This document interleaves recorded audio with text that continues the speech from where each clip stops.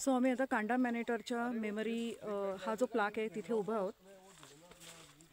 मी आहे इथे, रिधू आहे आणि अनु आहे.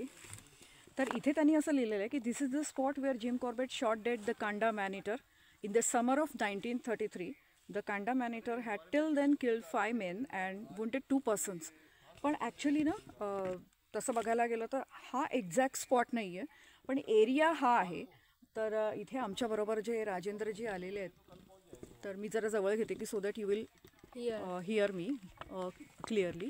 तर ते राजेंद्रजी वगैरे आले, तर त्यांनी ॲक्च्युली ट्रेकिंग वगैरे करून आणि बरोबर ऑस्ट्रेलियातून एक क्विंटन ऑटली म्हणून पण एक आहेत, इंजिनियर आहेत ते पेशाने.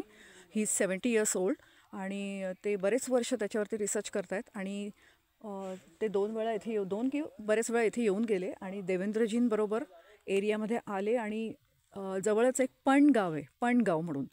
तर ज्यांनी कांडा मॅनेटरची स्टोरी वाचली असेल तर त्यांना हे लक्षात येईल.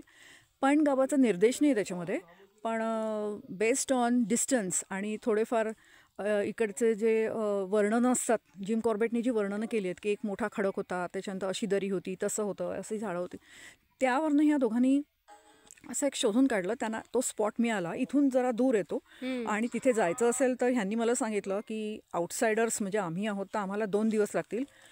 एक दिवसाचं म्हणजे रात्रीचा पाण विलेजमध्ये आम्हाला हॉल्ट करावं लागेल आणि अदरवाईज लोकल माणसं 1 दिवसात पण जाऊन येतात. पण इथून ते दूर आहे तसं त्या मानाने. पण आम्ही ह्यासाठी आलो की ॲटलिस्ट इकडचं जंगल कसं आहे, किती घनदाट आहे, तर त्यासाठी आम्ही इथे आलो आहे.